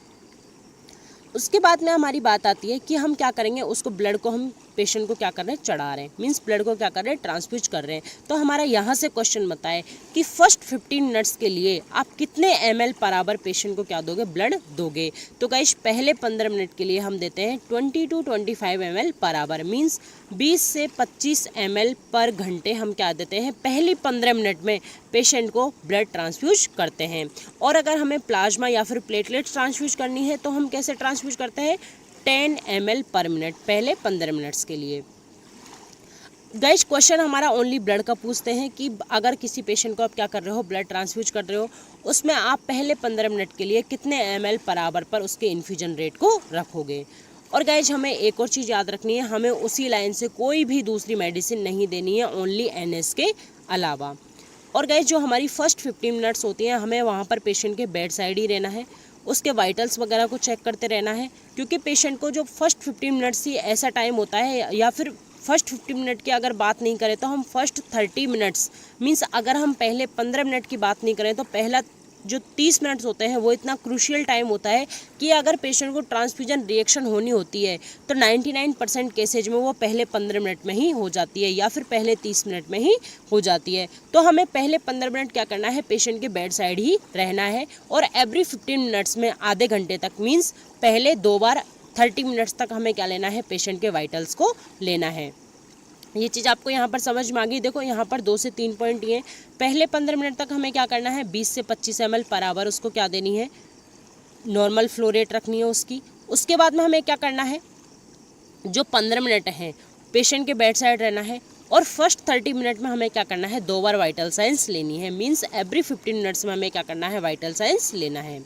और गाइस फिर हमें याद रखना है कि जो हमारा ब्लड बैग है उसको, जैसे कि हम पेशेंट को क्या कर रहे हैं, RBC ट्रांसफ्यूज कर रहे हैं, तो उस ब्लड बैग को क्या करना है, हमें पीरियडिकली क्या करना है, रोटेट करते रहना है। रोटेट क्यों करना है, जिससे कि जो हमारी सेल्स है वो क्या नहीं हो, वहाँ पर क्लम्प नहीं हो जाए। सेल्स को क्लम्पिंग से बचाने के लिए हम क्या करते हैं, जो हमारा ब्लड बैग होता है उसको हम पीरियडिकली रोटेट करते रहते हैं। अब गाइस 30 मिनट्स तक हमने क्या कर लिया है, पेशेंट के 2 बार वाइटल साइन चेक कर लिए हैं। 30 मिनट्स तक 2 बार वाइटल साइन चेक करने के बाद में हमें क्या करना है, एवरी 30 मिनट्स में पेशेंट के वाइटल चेक करने हैं, पेशेंट को मॉनिटर करना है कि उसके कहीं ट्रांसफ्यूजन रिएक्शंस वगैरह तो नहीं हो गई हैं। अब गाइस मान लो हमने पेशेंट को क्या कर दिया है, पूरा का पूरा हमारा ट्रांसफ्यूज हो गया है पेशेंट को विदाउट किसी रिएक्शन के, तो हम क्या करेंगे, डॉक्यूमेंटेशन कर देंगे जैसे इंस्टीट्यूट की हमारी पॉलिसी है। उसके बाद में जो भी हमारा ब्लड प्रोडक्ट का कंटेनर है उसको क्या कर देंगे, डिस्पोज कर देंगे और हमारी हैंड हाइजीन कर लेंगे। अब बात आती है कि अगर किसी पेशेंट को क्या हो गया है, ट्रांसफ्यूजन रिएक्शन हो गई है, तो आप क्या करोगे। सबसे पहले हमें क्या करना है, जो हमारा ब्लड ट्रांसफ्यूजन चल रहा है सबसे पहले हमें उसको स्टॉप करना है। स्टॉप करने के बाद में जो हमारा बीटी सेट वाली लाइन है उसको हमें क्या करना है, निकालना है। बीटी सेट वाली लाइन को निकालने के बाद में जो हमारा कैनुला है, कैनुला वाली लाइन को हमें क्या करने देना है, वहीं पर रहने देना है। उसको हमें फ्लश करना है, किससे, एनएस से। फ्लश करने के बाद में हमें क्या करना है, जो हमने पहले यूरिन सैंपल लिया था ब्लड ट्रांसफ्यूजन के पहले, उस यूरिन सैंपल को और जो हमारा रिमेनिंग ब्लड प्रोडक्ट बचा हुआ है विद आईवी लाइन हमें कहाँ करना है, सेंड बैक करना है ब्लड बैंक में, जिससे कि हमें पता चल सके कि पेशेंट को ट्रांसफ्यूजन रिएक्शन क्यों हुई है। ये हो गया हमारा पूरा का पूरा ब्लड ट्रांसफ्यूजन का प्रोसीजर। आई होप आपको बहुत अच्छे से समझ में आ गया होगा। अब गाइस हम नेक्स्ट बात करते हैं कि जो हमारा ब्लड ट्रांसफ्यूजन होता है उसका हमारे कौन कौन से कॉम्प्लिकेशंस हो सकते हैं। देखो हमारा सबसे पहला होता है ट्रांसफ्यूजन रिएक्शन। गाइस हमारा क्वेश्चन पूछा हुआ है कि हम ट्रांसफ्यूजन रिएक्शन को और किस नाम से जानते हैं। ट्रांसफ्यूजन रिएक्शन को हम किस नाम से जानते हैं, हीमोलाइटिक रिएक्शन के नाम से भी जानते हैं। क्वेश्चन पूछा हुआ है, याद रखना। अब इसमें से ही एक क्वेश्चन हमसे और पूछा जाता है कि अगर कोई हमारा कॉन्शियस क्लाइंट है उसके ट्रांसफ्यूजन रिएक्शन के फर्स्ट साइन एंड सिम्टम क्या होंगे। तो गाइस देखो, ट्रांसफ्यूजन रिएक्शन हो रही है मीन्स हमारी हीमोलाइटिक रिएक्शन हो रही है, तो उसमें क्या होगा, चिल्स और शिवरिंग हमें देखने को मिलेंगे। मीन्स जो हमारा ब्लड का काम होता है पूरी बॉडी के टेम्परेचर को मेंटेन करना, वो हमारा ब्लड क्या नहीं कर पाएगा, काम नहीं कर पाएगा। ब्लड रिवर्स काम करने लग गया है, तो इसीलिए हमारे पेशेंट में क्या देखने को मिलेगा, हमें चिल्स और शिवरिंग देखने को मिलेंगी। अब गाइस बात आती है कि जो हमारा अनकॉन्शियस पेशेंट है उसमें आप कैसे पहचानोगे, क्योंकि कॉन्शियस पेशेंट तो हमें बता देगा कि हमारी ये प्रॉब्लम हो रही है, बट अनकॉन्शियस पेशेंट हमें कैसे बताएगा। तो अनकॉन्शियस पेशेंट में हमें क्या देखने को मिलेगा, रेडनेस देखने को मिलेगा। ये हमारी फर्स्ट साइन है कॉन्शियस पेशेंट के और अनकॉन्शियस पेशेंट के। ये आपको मस्ट है, याद रखना है, क्योंकि एग्जाम में 1 से 2 क्वेश्चन इससे पूछ ले जाते हैं, तो हमें वो 1 से 2 जो मार्क्स हैं हमारे वो क्या करने हैं, सिक्योर करने हैं। नेक्स्ट हमारी आती है इसके रिएक्शन में इचिंग। अब देखो हमें इचिंग क्यों होती है, क्योंकि हमारी क्या हो रही है, एंटीजन एंटीबॉडी रिएक्शन हो रही है अंदर। तो एंटीजन एंटीबॉडी रिएक्शन की वजह से हमारी क्या होगी, इचिंग होने के चांसेस होंगे। रेसेज होंगे, रेसेज हमारे क्यों हो रहे हैं, क्योंकि इचिंग कर रहा है क्लाइंट। अगर इचिंग कर रहा है तो उससे क्या होगा, रेसेज होंगे। एक तो इचिंग की वजह से रेसेज होंगे और दूसरा हमारा यहाँ पर दूसरा हमारा क्या हो रहा है, एंटीजन एंटीबॉडी रिएक्शन हो रहे हैं, उसकी वजह से भी रेसेज होने के चांस होंगे।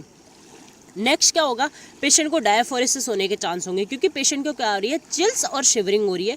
चिल्स और शिवरिंग हो रही है, इससे पेशेंट को क्या होगा, डायफोरेसिस होने के चांस होंगे। पेशेंट को एक्सेसिव स्वेटिंग होने के चांस होंगे। अगर पेशेंट को एक्सेसिव स्वेटिंग हो रहे हैं तो क्या होगा, यूरिन आउटपुट डिक्रीज हो जाएगा। अब देखो गाइस हमारी यहाँ पर क्या हो रही है, रिएक्शन हो गई है, ठीक है। हमारा ब्लड वॉल्यूम क्या हो गया है, वहाँ पर कम हो गया है। जब हमारा ब्लड वॉल्यूम कम हो गया है तो हमारी जो ब्लड वेसल्स हैं वहाँ पर भी क्या लगेगा, कंप्रेशर लगेगा। वहाँ पर कंप्रेशर लगने की वजह से एक तो हमें क्या होगी, पल्स वीक फील होगी, और हमारा क्या होगा, हाइपोटेंशन वाली स्टेज हमें वहाँ पर दिखेगी, क्योंकि हमारा क्या हो रहा है, पूरा का पूरा ब्लड वॉल्यूम हमारा क्या हो गया है, कम हो गया है। अब हमारा ब्लड वॉल्यूम कम हो गया है, वीक पल्स हमें फील हो रही है, तो हमारी बॉडी का कंपनसेटरी मैकेनिज्म क्या कर देगा, हार्ट रेट को बढ़ा देगा, तो हमें टेकीकार्डिया वाली कंडीशन भी देखने को मिलेगी। तो हमने देख लिया हमारी यहाँ पर ट्रांसफ्यूजन और हीमोलाइटिक रिएक्शन है, उसमें हमें कौन कौन से साइन एंड सिम्टम देखने को मिलेंगे। अब बात आती है कि हमारा नर्सिंग एक्शन क्या होगा। तो देखो गाइस, क्वेश्चन कैसे पूछा जाता है हमारे एग्जाम में कि अगर किसी पेशेंट को ट्रांसफ्यूजन रिएक्शन या फिर हीमोलाइटिक रिएक्शन हो गई है तो आपका सबसे पहला नर्सिंग एक्शन क्या होगा। तो हमारा सबसे पहला नर्सिंग एक्शन होगा, हम क्या कर देंगे, स्टॉप कर देंगे ट्रांसफ्यूजन को। स्टॉप करने के बाद में जो भी हमारा बीटी सेट है हम उसको वहाँ से निकालेंगे। कैनुला को हम क्या करेंगे, एनएस के साथ में फ्लश कर देंगे। इतना काम करने के बाद में हम क्या करेंगे, फिजिशियन को नोटिफाई करेंगे। फिजिशियन को नोटिफाई करने के बाद भी हम क्या करेंगे, पेशेंट के पास ही खड़े रहेंगे। उसकी जो भी कंडीशंस है उसको क्या करेंगे, हम ऑब्जर्व करते रहेंगे। और उसके बाद में हम क्या करेंगे, जो भी हमारा ब्लड बैग है उसको क्या करेंगे, वापस लेबोरेटरी में रीसेंड कर देंगे, और जो भी हमारा फिजिशियन ने ऑर्डर डाले हैं उसको हम फॉलो करेंगे। ये होगी हमारी इसमें नर्सिंग एक्शन। अब हमारा जो सेकंड आता है कॉम्प्लिकेशन, वो होता है हमारा सर्कुलेटरी ओवरलोड। अब देखो सर्कुलेटरी ओवरलोड कैसे होने के चांस होंगे। अगर हमें क्या करना है, जैसे कि हमने पहले भी देखा, पेशेंट को पीआरबीसी ट्रांसफ्यूज करना है, वो हमने 2 घंटे से भी कम में पेशेंट को ट्रांसफ्यूज कर दिया है, तो पेशेंट में क्या होगा, सर्कुलेटरी ओवरलोड होने के चांसेज होंगे। अब एग्जामिनर क्वेश्चन पूछता है कि आप कैसे पहचानोगे कि पेशेंट को सर्कुलेटरी ओवरलोड हो रहा है। तो गाइस सर्कुलेटरी ओवरलोड का हमारा फर्स्ट साइन होता है डिस्निया। सर्कुलेटरी ओवरलोड हो गया है, ब्लड वॉल्यूम बहुत ज़्यादा हो गया है। ब्लड वॉल्यूम बहुत ज़्यादा होने की वजह से ब्लड वेसल्स पर हमारा प्रेशर पड़ रहा है, तो हमें क्या देखने को मिलेगा, हाई बीपी भी देखने को मिलेगा। हाई बीपी की वजह से हमारी जो जुगुलर वेन है उसमें भी डिस्टेंशन देखने को मिलेगा। सर्कुलेटरी ओवरलोड हो गया है, हमारे लंग्स में भी क्या हो गया है, ओवरलोड हो गया है, हमारे वहाँ पर भी क्या हो गया है, एडिमा वाली सिचुएशन हमें देखने को मिलेगी। पल्मोनरी एडिमा की वजह से ही हमें क्या करने को मिलेगा, डिस्निया देखने को मिलेगा। पेशेंट को क्या होगा, ब्रीदिंग लेने में बहुत ज़्यादा डिफिकल्टी होगी। तो सर्कुलेटरी ओवरलोड का गाइज एक चीज़ आपको मस्ट है याद रखनी है कि फर्स्ट साइन होता है हमारा डिस्निया। ओवरलोड हो रहा है, इसकी वजह से हमें लंग्स की जो कंडीशंस हैं वो भी देखने को मिलेगी। लंग्स से रिलेटेड हमारे साइलेंट सिम्टम भी देखने को मिलेंगे, जैसे कि वहाँ पर भी क्या हो गया है, बहुत ज़्यादा ओवरलोड हो गया है, इसलिए वहाँ पर भी पल्मोनरी एडिमा की सिचुएशन दिख रही है। वहाँ पर पल्मोनरी एडिमा हो गया है तो हमें क्या देखने को मिलेगी, लंग्स साउंड देखने को मिलेंगी, जैसे कि क्रैकल्स हो गया, वीजिंग हो गई। वीजिंग में क्या होगा, हमारी विसल जैसी आवाज़ सुनाई देगी। वो क्यों सुनाई देगी, जो भी हमारा एयरवे वो क्या हो गया है, इन्फ्लाम्ड हो गया है, वो हमारा नेक्रोस्ड हो गया है, तो वहाँ पर हमें क्या देखने को मिलेगा, वीजिंग वाली साउंड देखने को मिलेगी। क्योंकि अगर हमारा एयरवे क्या हो गया है, नैरो हो गया है, क्योंकि वहाँ पर क्या हो गया है, इन्फेक्शन इन्फ्लामेशन वाली कंडीशन हो रही है, ठीक है। तो इसकी वजह से हमें क्या देखने को मिलेगा, वीजिंग वाली सिचुएशन देखने को मिलेगी। ये मेनली वीजिंग वाली जो साउंड है ये हमें किस में दिखाई देती है, अस्थमा वाले पेशेंट में दिखाई देती है। इसको हम बोलते हैं सीटी जैसी आवाज़ सुनाई देना। नेक्स्ट होती है हमारी क्रैकल्स। क्रैकल्स क्या होती है, हमारी जब जो हमारी स्मॉल एयर सैक होती हैं उसमें अगर फ्लूइड भर जाए, उसमें फ्लूइड भरने की वजह से हमें क्या सुनाई देता है, क्रैकल्स सुनाई देती हैं, जो फाइन शॉर्ट और हाई पिच साउंड सुनाई देती है, उसे ही हम बोलते हैं क्रैकल्स।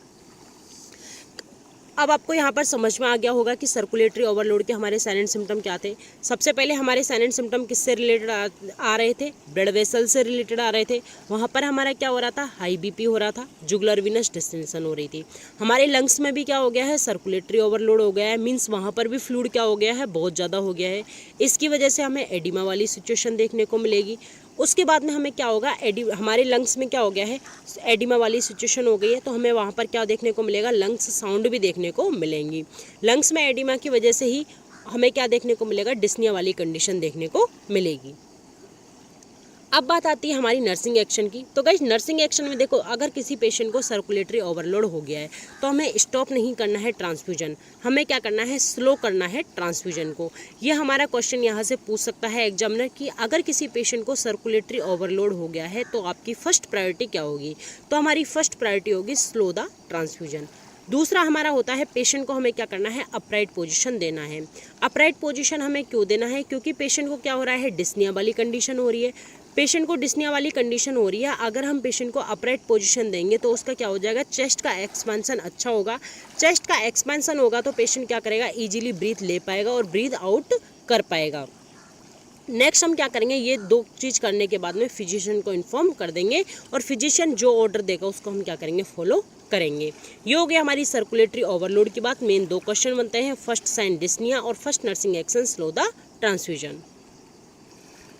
नेक्स्ट होता है गाइस हमारा जो कॉम्प्लिकेशन है वो है फ्लूइड और इलेक्ट्रोलाइट इम्बैलेंस से रिलेटेड। इसमें आता है सबसे पहले हमारा हाइपरकैलेमिया। देखो नॉर्मल पोटेशियम लेवल की बात करें तो हमारा होता है 3.5 to 5.1। अब देखो अगर हमने क्या कर दिया है, स्टोर्ड ब्लड पेशेंट को चढ़ा दिया है। स्टोर्ड ब्लड कितना, अगर मोर देन 21 डेज से ज़्यादा का ब्लड, ठीक है। वैसे हमारा ब्लड कितने दिन तक चढ़ा सकते हैं हम, 35 to 40 डेज तक उसको चढ़ा सकते हैं। अगर हमने मोर देन 21 डेज का ब्लड ले लिया है तो उसमें क्या होगा, उससे पेशेंट को हाइपरकैलेमिया होने के चांसेस होंगे। उससे पेशेंट को हाइपरकैलेमिया होने के चांसेस क्यों होते हैं, जो इंट्रासेलुलर पोटेशियम होता है वो क्या होने लग जाता है, आरबीसी के ब्रेकडाउन की वजह से एक्स्ट्रा सेलुलर आ जाता है। मींस सेल के अंदर वाला जो पोटेशियम होता है वो आरबीसी के ब्रेकडाउन की वजह से एक्स्ट्रा सेलुलर कंपार्टमेंट में वो आ जाता है। एक्स्ट्रा सेलुलर कंपार्टमेंट में आने की वजह से हमें क्या देखने को मिलता है, हाइपरकैलेमिया वाली सिचुएशन देखने को मिलती है। तो गाइस जो ये हाइपरकैलेमिया वाली सिचुएशन है, मींस पोटेशियम हमारा क्या हो गया, बढ़ गया है। तो पोटेशियम हमारा डायरेक्ट कहाँ इफेक्ट डालता है, हार्ट पर इफेक्ट डालता है। तो इसलिए हमें क्या देखने को मिलता है, उस पेशेंट में डिसरिथमिया वाली कंडीशन देखने को मिलती है। पेशेंट में बहुत ज़्यादा एब्डोमिनल क्रैम्प वाली सिचुएशन हमें देखने को मिलती है। पेशेंट में क्या होता है, पेशेंट बार बार डायरिया जाता है, मीन्स पेशेंट को लूज स्टूल बहुत ज़्यादा होता है, पेशेंट लूज स्टूल की बहुत ज़्यादा कंप्लेन करता है, पेशेंट को पैरेस्थीसिया होने के चांसेज होते हैं। पैरेस्थीसिया क्या होता है, जो हमारी टिंगलिंग सेंसेशन होते हैं हमारे किस में, हैंड में और फीट में, वो होता है हमारा पैरेस्थीसिया। तो हमें कैसे पता लगाएंगे कि हमारे पेशेंट को क्या हो गया है, हाइपरकैलेमिया हो गया है। एक तो पेशेंट क्या करेगा, एब्डोमिनल क्रैम्प की कंप्लेन करेगा, पेशेंट में डायरिया होने के चांसेज होंगे, पेशेंट में डिसरिथमिया होने के चांसेस होंगे, क्योंकि पोटेशियम डायरेक्ट हमारा कहाँ इफेक्ट डालता है, हार्ट पे इफेक्ट डालता है, और पेशेंट में पैरेस्थीसिया होने के चांसेस होंगे। पैरेस्थीसिया होता है हमारा टिंगलिंग सेंसेशन हमारी हैंड और फीट में फील होना। नेक्स्ट बात आती है इसका ट्रीटमेंट क्या करेंगे। तो गाइज इसका देखो ट्रीटमेंट तो हम कुछ नहीं करते हैं, मींस जो भी डॉक्टर ने प्रिस्क्राइब किया है उसको हम क्या कर देते हैं, फॉलो कर देते हैं। बट हमें याद रहना चाहिए कि अगर किसी पेशेंट को हाइपरकैलेमिया है तो हम उसमें क्या क्या देते हैं। हम उसमें देते हैं कैल्शियम ग्लूकोनेट और काएक्जालेट सॉल्यूशन। काएक्जालेट सॉल्यूशन को हम बोलते हैं सोडियम पॉलीस्टीरीन सल्फोनेट। ये हो गया हमारा हाइपरकैलेमिया। नेक्स्ट जो हमारा फ्लूइड और इलेक्ट्रोलाइट इम्बैलेंस का जो है वो है हमारा हाइपोकैल्सीमिया। अब देखो हाइपोकैल्सीमिया हमारा क्यों होता है, क्योंकि हमारा ब्लड में क्या होता है, सिट्रेट प्रेजेंट होता है। सिट्रेट का काम क्या होता है, कैल्शियम को बाइंड करके यूरिन के थ्रू बाहर निकालना। अगर हम पेशेंट को रिपीटेड ट्रांसफ्यूजन कर रहे हैं तो हमारा क्या हो रहा है, रिपीटेड सिट्रेट पेशेंट में जा रहा है। रिपीटेड सिट्रेट पेशेंट में जा रहा है तो क्या होगा, वो कैल्शियम को उतना ही बाइंड करके यूरिन के थ्रू फ्लश आउट कर देगा। अब बात करें उसके साइलेंट सिम्टम की, कि उसमें कौन कौन से साइलेंट सिम्टम हमें देखने को मिलते हैं। तो उसमें साइलेंट सिम्टम हमें देखने को मिलते हैं चोवेस्टिक साइन और ट्राउजेंस साइन। देखो दोनों साइन इंपॉर्टेंट है। हाइपोकैल्सीमिया में सबसे पहले हमें देखने को मिलेगा चोवेस्टिक साइन, और सेकंड प्रायोरिटी होगी हमारी ट्राउजेंस साइन। अगर हमारे हाइपोकैल्सीमिया में दोनों साइन दे रखे हैं और उसमें से हमारी फर्स्ट प्रायोरिटी पूछिए तो। अब देखो चोवेस्टिक साइन क्या होता है, जो हमारी ईयर के जस्ट सामने वाली जो फेशियल नर्व होती है उसको हम क्या करेंगे, अगर थोड़ा सा टैप करेंगे तो पेशेंट को क्या होगा, बहुत ज़्यादा फेशियल स्पाज्म होगा, इसीलिए हम इसको बोलते हैं चोवेस्टिक साइन। अब देखो आप ऐसे याद कर सकते हो, C4 चेहरा, मीन्स चेहरे पे हमें क्या रख रही है, अगर हम चेहरे की फेशियल नर्व जो होती है उसको हम क्या करेंगे, थोड़ा सा टैप करेंगे तो पेशेंट में क्या होगा, बहुत ज़्यादा फेशियल स्पाज्म होने के चांसेस होंगे। ये हो गया हमारा चोवेस्टिक साइन, आपको बस चेहरे से याद रखना है। दूसरा होता है हमारा ट्राउजेंस साइन। ट्राउजेंस साइन क्या होता है हमारा, कि हम क्या कर रहे हैं, पेशेंट का बीपी ले रहे हैं। जैसे हम पेशेंट को बीपी कफ बांधेंगे और जो हमारा MM जो होता है, मीन्स जो हमारा पारा होता है वो 120 MM से हमारा क्या हो गया है, पहुंच गया है स्पिग्नोमेनोमीटर में। तो पेशेंट का क्या होगा, जो अंगूठा होता है वो क्या हो जाएगा, बिल्कुल छोटी उंगली के बीच में आ जाएगा। मीन्स छोटी उंगली की जो साइड वाली उंगली होती है उन दोनों उंगलियों के बीच में क्या आ जाएगा, अंगूठा आ जाएगा। मीन्स जो उसके हैंड है उसमें क्या होने लग जाएगा, स्पाज्म होने लग जाएगा। कब स्पाज्म होगा, जब हम बीपी ले रहे हैं उसमें MM मीन्स पारा हमारा कहाँ पहुँच गया है, 120 MM से ज़्यादा पहुँच गया है। तो ये हो गया हमारे दोनों साइन, चोवेस्टिक साइन और ट्राउजेंस साइन। अब बात करें इसके ट्रीटमेंट की, तो गाइस ट्रीटमेंट में हम देते हैं इसमें कैल्शियम ग्लूकोनेट। हाइपोकैल्सीमिया की ट्रीटमेंट में हम देते हैं कैल्शियम ग्लूकोनेट। अब नेक्स्ट हमारा आता है आयरन ओवरलोड। अब देखो आयरन ओवरलोड हमें क्या देखने को मिलेगा, डिले में देखने को मिलती है ये सारी चीज़ें। फ्लूइड और इलेक्ट्रोलाइट इम्बैलेंस होते हैं वो तुरंत देखने को नहीं मिलते, थोड़ी डिलेड रिएक्शंस होती हैं ये हमारी।